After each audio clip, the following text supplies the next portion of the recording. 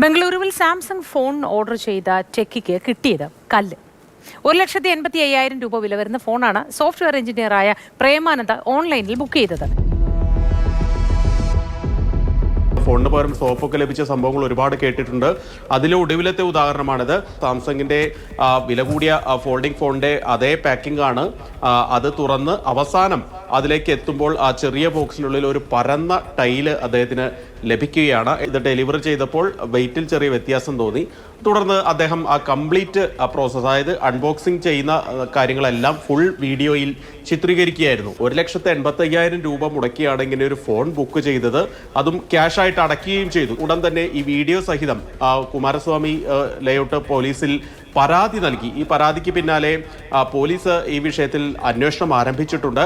ആമസോണിനും അദ്ദേഹം പരാതി നൽകിയിരുന്നു. ഈ പരാതിയുടെ അടിസ്ഥാനത്തിൽ ആമസോൺ ആ പണം, അത്രയും തുക 1,85,000 രൂപ ഈ ടെക്കിക്ക്, അതായത് പ്രേമാനന്ദൻ എന്നാണ് അദ്ദേഹത്തിന്റെ പേര്, അദ്ദേഹത്തിന് തിരിച്ച് നൽകുകയാണ് ചെയ്തത്.